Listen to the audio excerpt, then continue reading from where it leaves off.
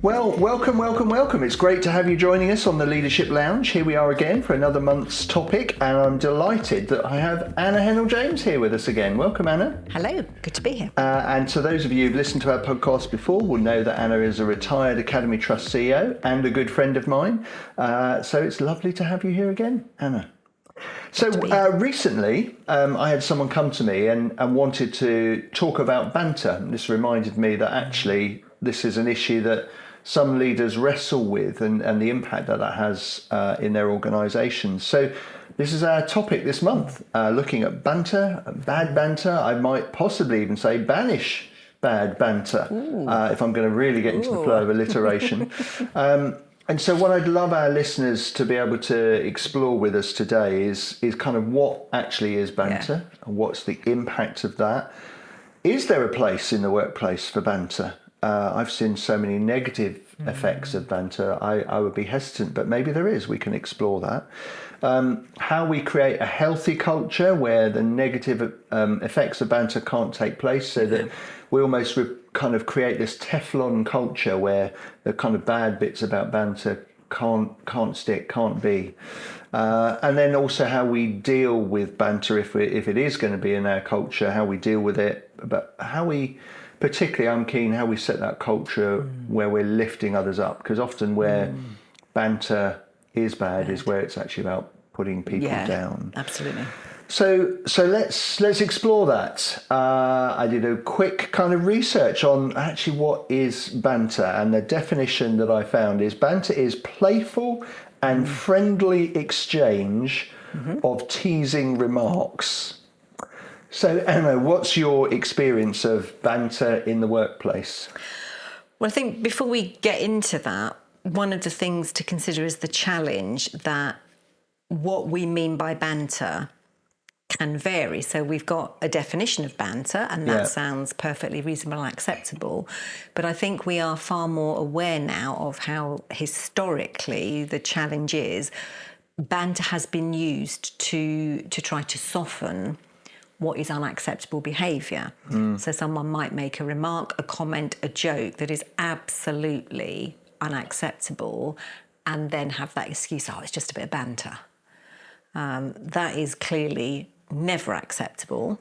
But I think if we are exploring banter in its fullest, there is the bad banter, but I think there's also good banter, where it is that jokes among friends or between colleagues, and that sometimes is what can tie you together as a team.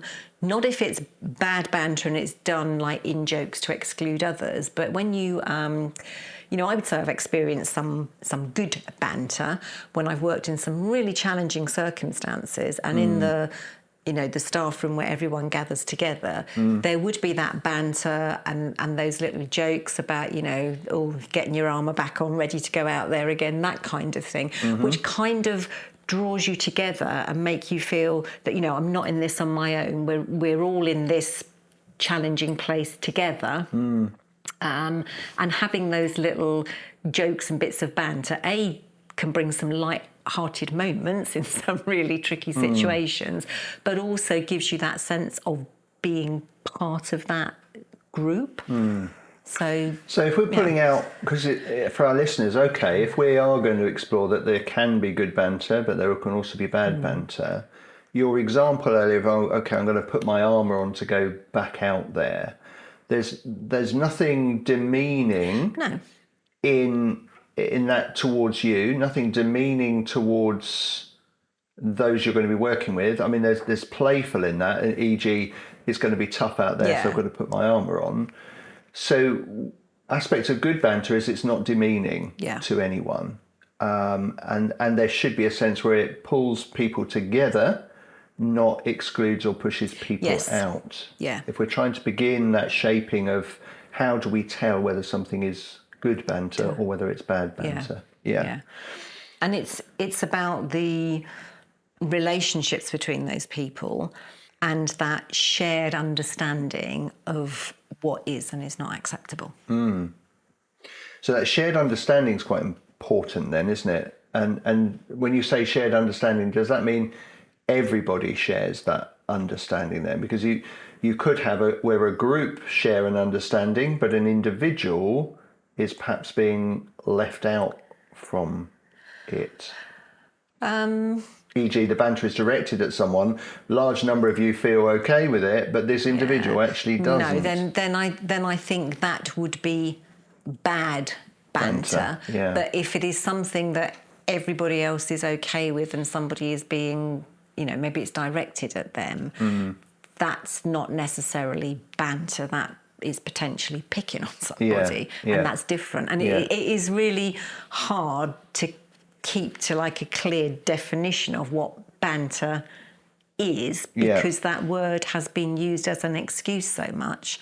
But I think now we are much more mindful of that. And I would say there is probably less banter in the workplace than there used to be, because a lot of what there used to be probably wasn't banter by the definition you've given. It was actually picking on people and being unkind, teasing in an unkind way. Yeah, so let's just have a look at this definition: playful and friendly exchange of teasing remarks. So the definition for me almost seems to have a tension in it anyway. Almost feels slightly oxymoron. How can it be playful and friendly if it's teasing? But you're suggesting you've come across scenarios then where situations can be both.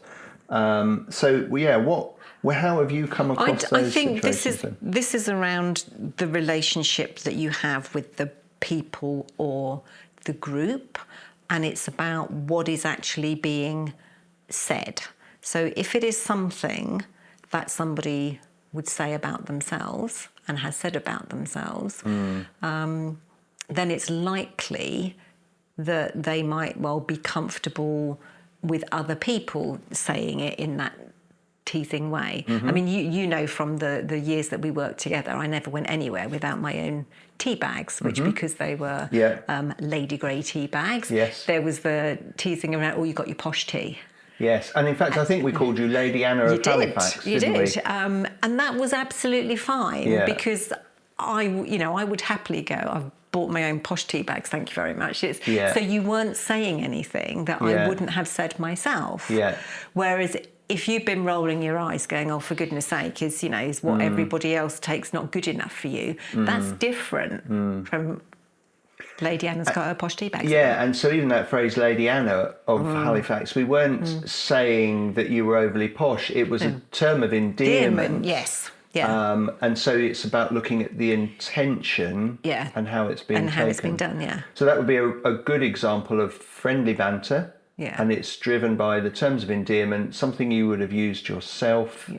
And so therefore that does hold nicely the tension of playful and friendly, because there was a playfulness about it, because you weren't a lady of a manor, but it was joking about it. And also the context, the environment that you're working in wasn't necessarily a lady of the manor context either. And so, there was that playful bit about it. And it's around the people that were in that group that we were colleagues who worked closely together. There was a lot of professional respect for one another. There was trust of one another because of the ways in which we work. So there was no threat from that, from somebody saying, I didn't feel somebody was trying to undermine me or demean me, because when we sat round that table having, whatever we drank and with my posh tea bags, we were all there on equal footing. So that's where you've come across it can be both, and what we're seeing is that it's about a friendliness, about an intention, helps people to understand that. It's interesting you were saying around looking at where it isn't banter, that is friendly and is playful. So I did a bit of looking around. So bulliesouts.com defines banter. Banter can be described as light-hearted, friendly teasing or joking among friends and colleagues. It's characterised by mutual respect, consent, and the absence of malicious intent. So actually those phrases would fit perfectly with the Lady Anna and your tea bags. Banter creates a positive and playful atmosphere, fostering camaraderie and strengthening relationships. It allows individuals to express themselves freely while maintaining a sense of humour. So I guess linked to that, we've got the one example we've talked about around the tea bags for you, but what else does the mutual respect and consent look like, do you think, Dan? I think that's, again, in all of this, relationships are going to be a key feature. And that mutual respect is about knowing people, knowing what they will find funny, knowing what they wouldn't want you making a joke about. And also, I think, knowing where their line is, where they would draw the line. Is what you're about to say going to overstep the line for that person? And also, that whole mutual respect and consent is around taking it as well as giving it. It wouldn't have worked for me to have you making reference to my posh tea bags and calling me Lady Anna if, when I tried to, tease you, you were like, don't do that. Yeah, you if can't, I was then reacting. because if you are just giving it, not able to receive it, again, that's not a reciprocal mutual relationship. That's putting you in a different position. That's interesting, isn't it? So there's a sense of parity. So if we're trying to understand what's bad banter and good banter, there is mutual respect and there's a parity. Yes. So that you see each other as the same level, you're treating each other similarly. If it becomes a position where somebody is the focus of the banter and the other person is not bantered back to or doesn't accept it back, then we're possibly not in, because there's not the mutual element. And I think if we reflect on that, the posh tea bag circumstance, everybody who sat round that table was professionally at the same level. I think you stray into inappropriateness if it is a senior member of staff making banterish comments towards a much more junior member of staff who might feel they can't comment back because of that. Yeah, and again, we come across bad banter scenarios where senior member of staff has that and done that to the more junior member of staff. The more junior member of staff sees, so we're at banter level, banter's back and gets slapped down. And then gets slapped down or told off or gone through some form of formal lack of respect kind of conversation. Yeah. So that's an interesting reflection, isn't it, around that mutual and what the consent looks like. I guess an element linked to that in terms of the respect bit, and we were talking before the podcast around this, around there are certain things that should never enter any banter. What would you say are some of those things that should not enter banter just because they're just not the correct thing to be talking about anyway? I think anything that is really personal to that person, and anything in relation to any of the, the absolutely well recognised protected characteristics. I think there are really clear, should be obvious reasons why that would not be appropriate. That would not be banter. That would be making an unacceptable joke, an unacceptable comment. And if you then try and cover it as banter, and we've all seen and heard people make a joke, often at somebody's expense, and then if somebody else says it, I was only joking. Well, no, you don't. You don't. So anything around their race, their religion, their orientation, anything around that should not. That's not a topic for banter. Isn't unacceptable because that's that respect. It's not even the mutual respect. It's just the respect just generally. The respect for for other people. So interesting. My default, Anna, would be to ban banter. Because I've seen the negative effect, but you've given some really good examples where I've been involved in banter and it's been fine, e.g. the Lady Anna tea bags. And so we're seeing, that brings a closeness, sense of fun and camaraderie, so that's a positive impact. Have you seen banter go wrong, though? And what was the impact of that, but also what were the elements that made it bad banter that went wrong? I think where banter goes wrong, the obvious sort of immediate one is where people have made a comment around, for example, something to do with a protected characteristic, just not appropriate. So that can have a lot of negative fallout. When it's ill thought out, if you are making a comment about somebody that you don't know that well and you think it'll be a bit funny and then it lands and nobody's laughing, it's like, that's really awkward. Badly timed. When we were chatting before we started, we were talking about how some days you can, you're in a place where a bit of banter is a bit of light relief and a bit of fun. Other days you're in a place where actually, do you know what, I don't want to be dealing with that today. Yes, if you're tired or it's been a really bad, you've had a series of bad difficult news time, or whatever.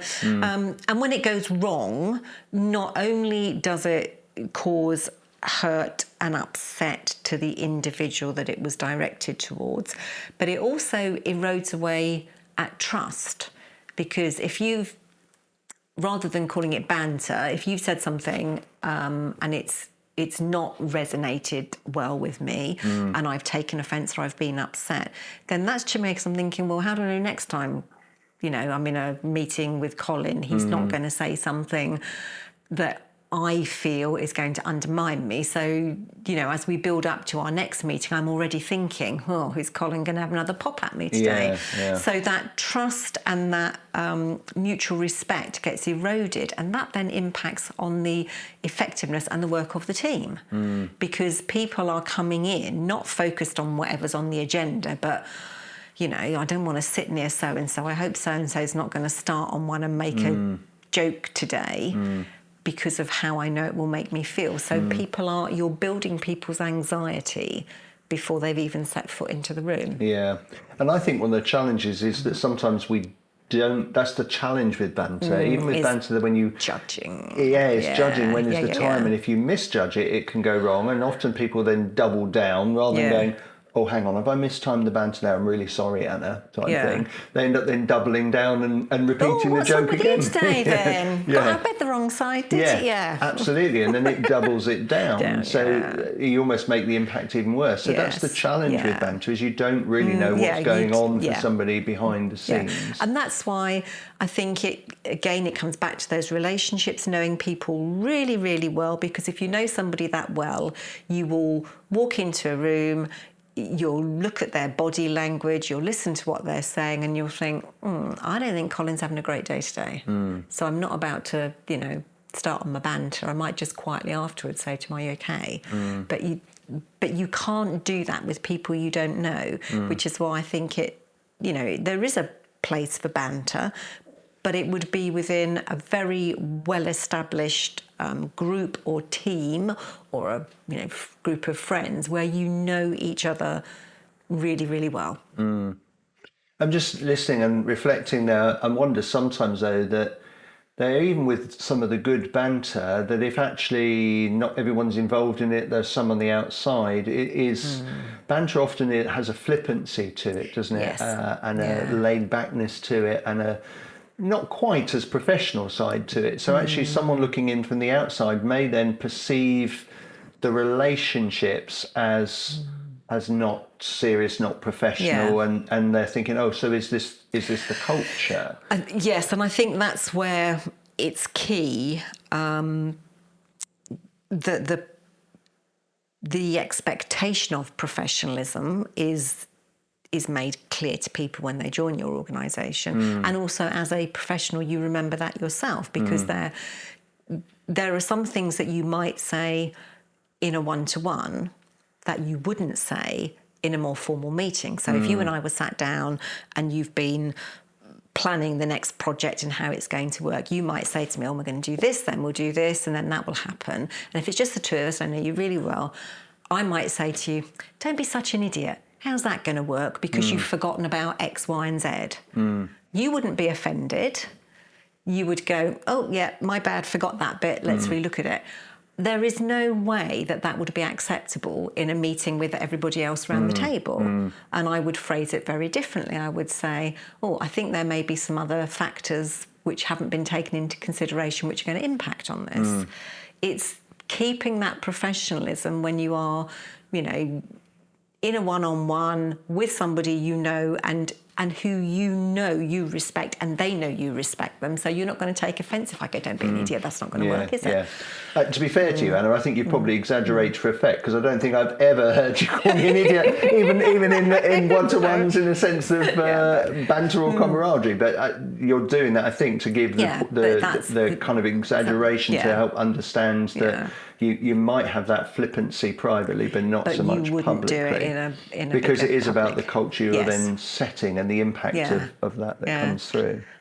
But what interests me, Colin, is what is it that drives banter? Where does it come from in the first place? Yeah, well, I think it's trying to reflect on the different types that we've talked about. So for some, it is a style of humour, and it's interesting noting in different cultures, in different contexts, certain humours are more prevalent depending on your nationality or whatever. And there is a sense where that almost that flippancy and that demeaning but in fun, it perhaps is part, I don't know if it's from wider cultures, but is perhaps cultural for us in Britain, and it could just be individuals' humour style as well. So for the more positive, friendly banter.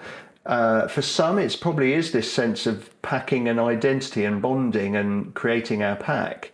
If we go back to the teabag one again, there is that sense that you were known for that within the group, and that's how it forms part of that relationship. So for some, it is that joke in identity, and particularly if there's a shared one, you might joke about, like you mentioned the one earlier about, I'm going to put my armour on again then, or if you put your armour on, I'll put my armour on. There's that sense of bonding. The one that in some ways concerns me more is the more negative banter, where I think in some ways that's slightly more sinister, about the kind of social positioning and the control that some people might want to be doing. So in terms of actually, if I give you a bit of banter that makes you feel smaller, then I feel bigger, I feel a bit more in control.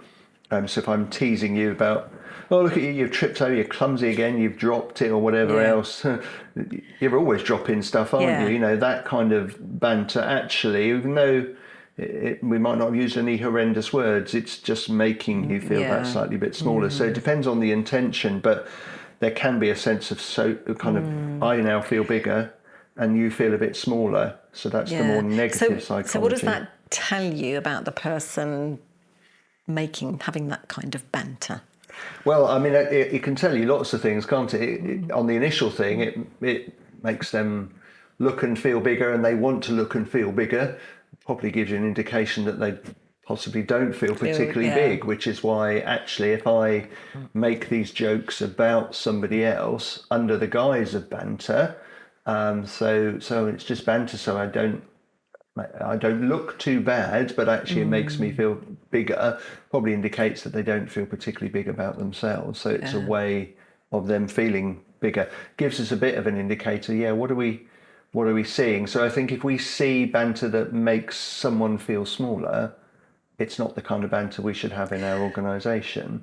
And the psychology of it, though. So again, if we're working with someone, if we spot this banter and we don't feel it's helpful, and we'll address in a minute how we deal with it as leaders, but we could then go all guns blazing. You know, we could say to somebody, that was really unkind, you've made them feel small, and we could find ourselves making that person feel smaller, telling them off for it. But actually, if we go with the mindset of, what sits behind this behaviour?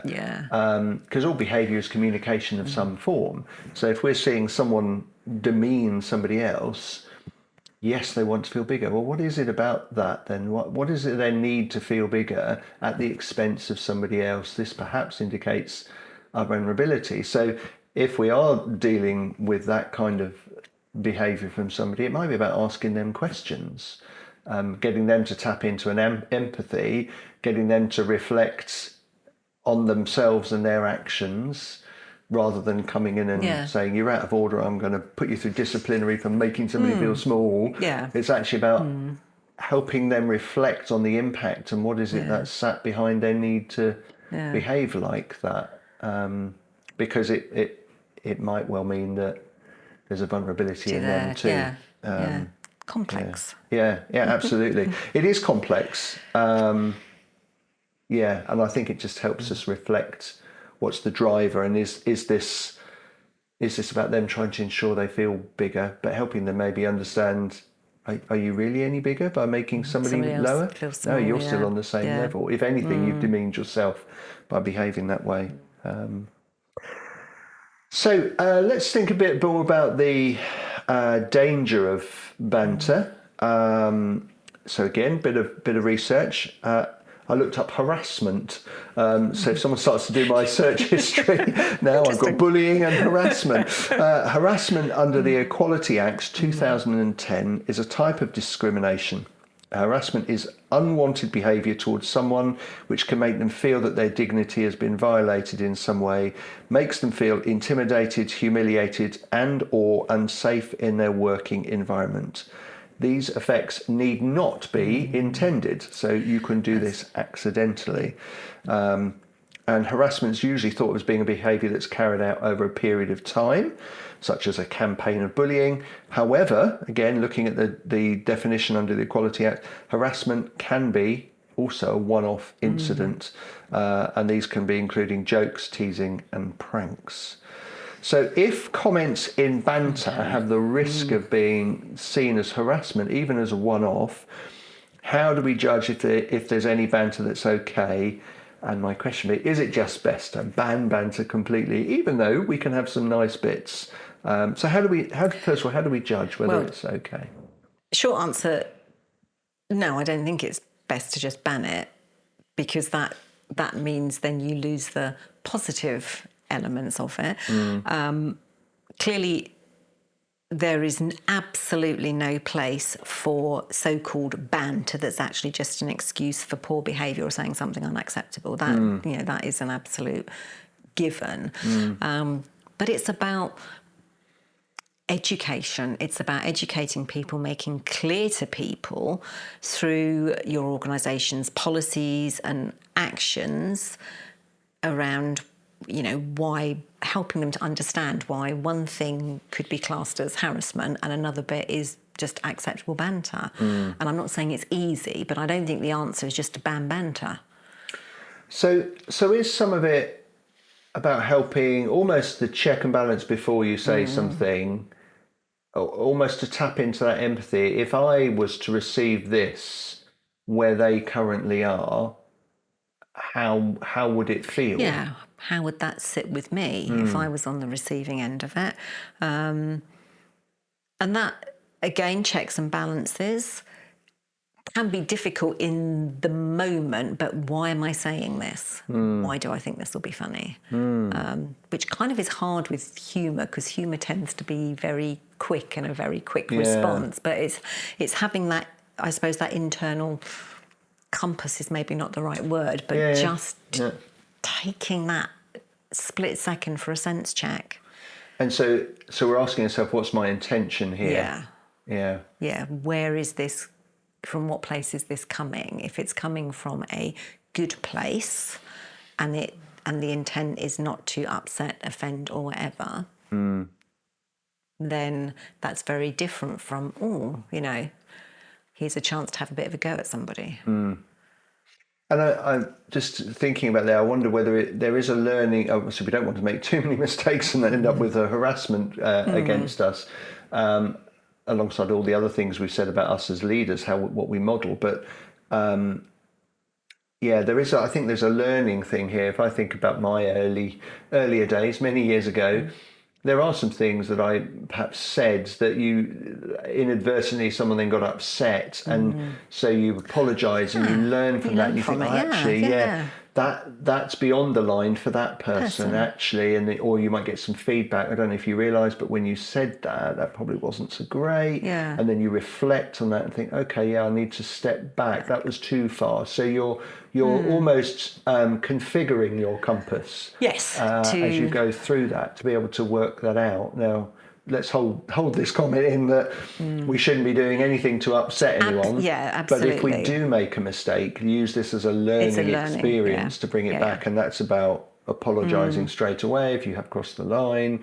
When you realise that someone's upset, even in that moment, don't double down. but then reflect afterwards and learn from it. How do I reconfigure my compass then as part of that process? Okay, so let's move on from the topic of banter itself around that wider culture, because one of the things I said at the beginning that I wanted us to explore is how we create a culture, I guess, where bad banter just cannot even enter. Like Teflon, it will not stick. It won't live here. Where the good banter can be, and we've talked already, it should be about at peer level, everyone's part of it. It's not about excluding, it's not about making someone feel small. It should be inclusive. It should be professional, so we're thinking about what we're saying and where we're saying it. So all those things come in around a banter that could be allowed in. But what is a healthy culture in the workplace? And let's think about creating that culture. What's a healthy culture that fosters that sense of camaraderie then in the good banter, but ensures that demeaning element just cannot be a part of it? How do we create that? It comes back to mutual respect between everyone, and that means down as well as up. So leaders need to be respectful of colleagues, no matter how junior they are. It's not acceptable to shout at the person that, I don't know, sits and answers the telephone and puts the calls through. They deserve as much respect as the, deputy CEO who sits alongside you at meetings. So it's mutual respect between everybody. And then I think it's genuine understanding and acceptance of the policies and processes and the expected professionalism within the organisation, and not paying lip service to it. I have certainly been in some situations where I have, been outnumbered as a female by a large number of men.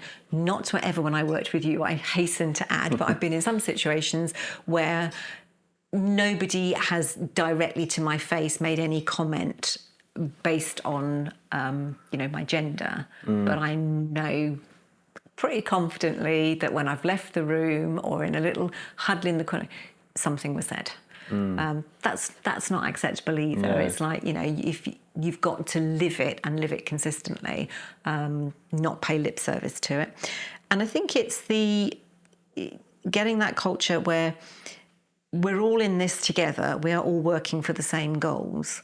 And therefore, if everybody has bought into that, it's not helpful to have conversations, discussions, comments that undermine other people, because that, A, it's wrong anyway, but B, it takes away from whatever it is you're working to achieve within the organisation. So a focus on respect, focus on professionalism, focus on that camaraderie, we're all in it together. How do we create that focus then? Because we can name it like we just have done. These are 3 important words to focus on. Yeah. But how do you create that?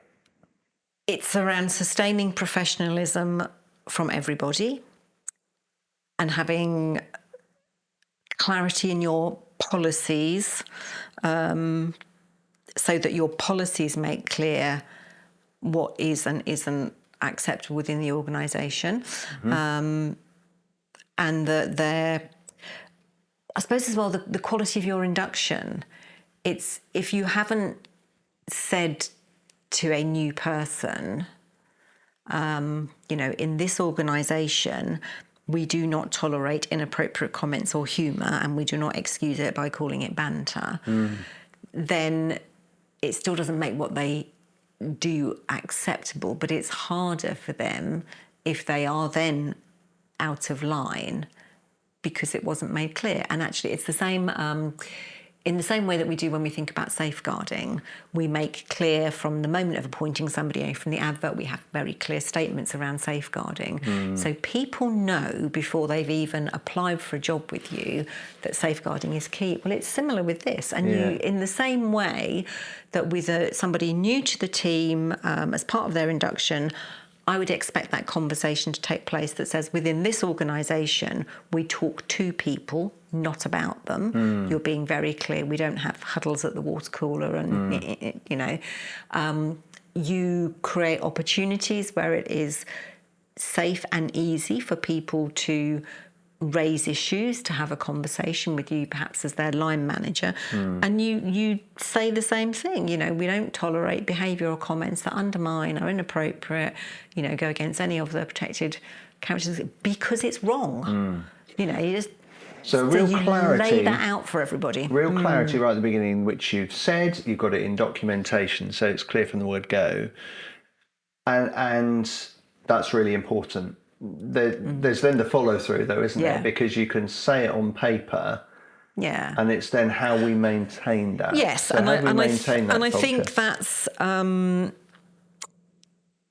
around, part of your policy. There's got to be a clear, straightforward procedure for people reporting inappropriate banter. It shouldn't be hard. It shouldn't, somebody shouldn't be sitting there thinking that wasn't appropriate banter and I want to report that, but it's such a, difficult, long drawn out thing to do.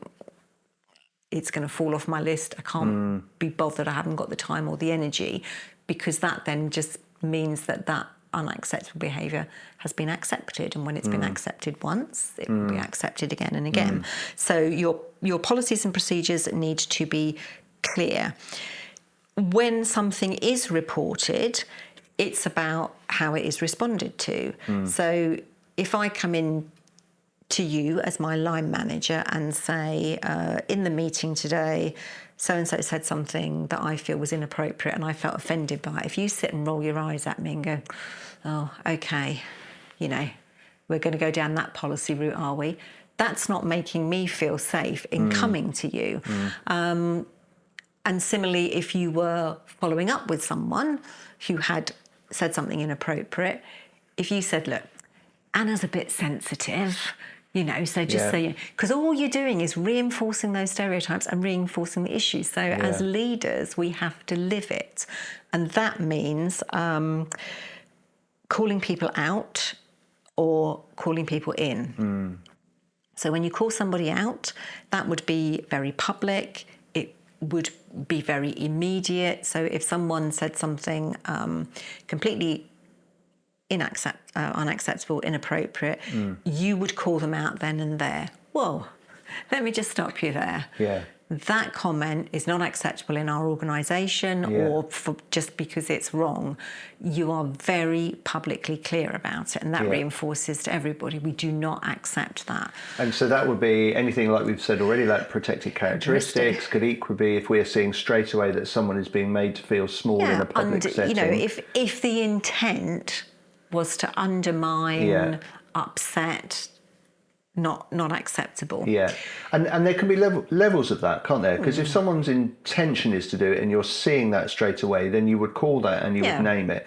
There could equally be where it is really obvious that someone inadvertently has been upset, that you would call that upset there, and to be able to say, particularly if it's very demonstrative, you would say, well, this may well not have been intended, but you can clearly see you've upset this person. This is not what we have in our organisation. So you're recognising maybe the intent, but where something has clearly upset someone. But then you also talked about the calling in, where it may not have been quite so big as that, but there's still something not right with it. So what's the calling in? So if someone has made a comment, say, to a colleague, and the colleague hasn't responded, but that person is likely to have been upset by it, or sometimes people say things because they don't know the wider context within the group.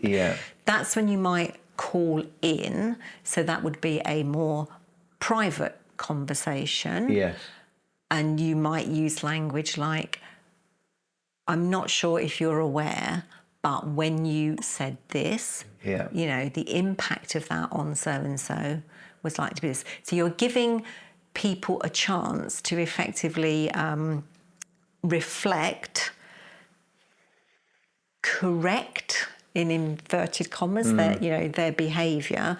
And also, you're giving them that information that person is not comfortable with that, so they don't do it again. So it's not a public, big, immediate thing. It's a quieter, it's part of your developing your team.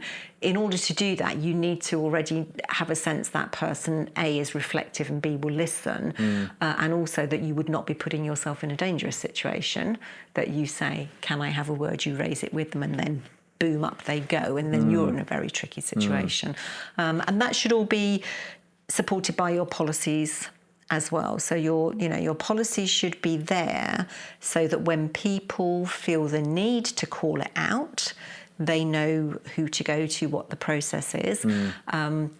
Everybody should be part of the calling out, so that the person that does it doesn't end up feeling like a snitch or the goody two shoes, because they're the one that's raising the issue that nobody else ever does. Yeah. And if you are the person who is called in, you accept that as part of your professional role, that it's been brought to your attention that something you said or did was not acceptable or could have caused upset or offence, and you register and recognise that, and you don't do it again. Yeah. I think there's those two really good bits there, isn't it? Which is about when something is clearly crossed the line, inappropriate, you call it out. Yeah. And that's really important that is done, because that sends a message to everybody in the room as well as the person that may have done it. The calling in is very much around they might not have realised there's something where they've crossed a line without realising it. They haven't even seen perhaps the facial expression of that person, and that they've not seen it and not recognised the impact, and that is very supportive about helping them to take ownership of it and to improve behaviour. Possibly also enables them, when they haven't spotted it, to take ownership of some form of recompense, to go back and apologise or say, look, I realise that comment may have upset, I didn't realise at the time, but it may, and if it was, I'm really sorry. That allows them to take ownership of it and to do repair, and therefore to help relationships. So two really good things if we're looking about our organisations, to make sure we've got calling out and calling in. Good. So that, I think those things will really help to maintain, isn't it? So you said earlier, as leaders, we have to maintain it. We have to model it. The way that we talk to others, the way that we behave. We have to model it in what we hold to account. So several podcasts ago, we did maintaining the minimum, which is around, what we accept as the lowest point becomes the standard. And so if we're letting this banter continue that actually isn't healthy, is putting others down, even in tiny ways, that then sets the base layer, doesn't it? So that's where calling in could be quite important, because it's low confrontation in terms of not public in front of others, but again, there are some things that have to be called out publicly so they don't repeat. Is there any other way that we perhaps deal with banter when it arises, then, beyond calling out, calling in? Are those our two things, or is there anything else? I think you can, give, depending on where it sits. This is the challenge, isn't it? Where does it sit? I mean, there is obviously banter that is completely unacceptable. There are things which maybe hover at the edges. It's referring people back to policies. It's perfectly okay in a meeting if things start to get a bit banterish. And you know, can I just remind everyone, we are in a professional setting. We're dealing with this in this organisation. We don't say things. So just using that language, to remind people. And I think as well, it's about, as leaders, remembering it's not down to the person reporting it to fix it or to educate the person who's being inappropriate. That is down to the leaders within the organisation. So that's where we might think about training that we offer to staff, to all staff. You don't just go, you made an inappropriate comment, you're in the training. We sit round the table and we do the training together so that we can have those discussions in a safe forum, probably facilitated by someone who can hold the boundaries for the group, so that you can talk about, because you may go, why is it not okay for me to say that? I said that to so-and-so and they were perfectly fine with it. So what I'm picking up there, there's a word recalibration that comes to mind. Just as we talked about recalibrating our own compass, actually it's recalibrating the organisation's compass sometimes to be able to say, oh, actually, yes, this one person or the couple of people now, we've had banter that's not healthy. It's about bringing the group together then to actually say, look, what culture do we want? If we want this culture, where does that sit? Where is it okay? Where is it not okay? And what is it that makes it not okay? A bit like we've been doing in this podcast, just to say, well, what makes okay banter? What makes bad banter that needs to be banned? And for us to understand it's around the intention, it's around lifting down or up. If it's putting people down, then it's unhealthy, it's bad. If it's actually about that sense of bonding and camaraderie, it might well be okay. So to recalibrate together is often really helpful, because it then allows you all to hold each other to account. So in the 5 Dysfunctions of a Team by Patrick Lencioni, he talks about one of those things is not holding people to account. And it's not just about the leader. It's about all of us, everybody, being able to say, well, hang on, I'm not sure that's okay. And if you've calibrated together, then you all know what's to be called out and what is to be encouraged. So that follow-up, again, is quite important for us as leaders, isn't it? Good. My last question before we move on to our top tips is just to think about how we create the culture of lifting others up. So I think one of the things, the bad banter, is making people feel smaller. So just going beyond the banter really into that culture bit, how do we create this culture then when it's all about lifting? Because we create a culture, it's all about lifting each other up. Then the bad banter isn't going to want to come anywhere near it. So how do we create that culture? I think that fundamentally is through how we as leaders treat others. And it is, you model what you want to see. So it's positive comments, positive strokes for people, public acknowledgement of people's achievements. If your organisation allows it, sometimes there are financial rewards for, doing a good job or something like that. It's being clear on that and making that the focus, and at the same time calling out or calling in on any inappropriateness. But it's, be what you want to see. So that's great. That's the modelling stuff, isn't it? That we're doing that. We're also praising it. So I call that the meerkat moments. Also, when you're spotting it, not just in yourself but in others, you praise what you want to see, and then all the meerkats look in that direction. So this is where we get attention from. So as leaders, if we're praising when we see the lifting up pieces of work from people, the comments that are encouraging, when we praise that and highlight that, then others will go, so that's what gets the attention. So the modelling it, the meerkatting it, I think that does help in that creating that culture of lifting up. Good. Well, Anna, we're at the end of our podcast today. We've looked at banter. My initial thing is to ban the whole lot, but actually, what we've explored is some banter can be okay if it's about lifting others up, if it's a sense of fun and camaraderie, if it is about friendly, if the intention is right. Where it's not okay, it's where it's making others feel smaller and putting others down. That is not banter. That is bullying. And shouldn't be part of your culture that you're after. As leaders, we need to model what we want to see. We need to call out and call in when we see stuff that is not okay, so that we create the level, we maintain that minimum standard that we want to see. So thank you for helping us. And we're now at the point of the top tips. We give you up to 3 that you can share as top tips to help our listeners avoid the bad banter. So that we can ban that, but maintain perhaps the sense of fun and camaraderie that can come from the kind of good banter bonding. So what are the 3 top tips? Number 1, have a clear policy, clear procedures for reporting, and make sure you are explicit in sharing it. So communicate it to everybody, so everybody within your organisation knows.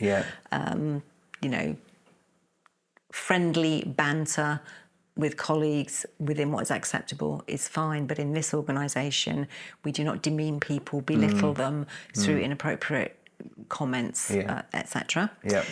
Number 2, as the leader, show that you believe it is never, ever acceptable. So call out or call in.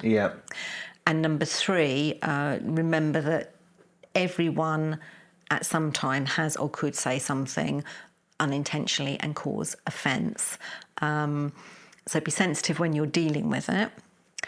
But once you've called them in, if they do it again, that is then chosen behaviour, and then you call them out.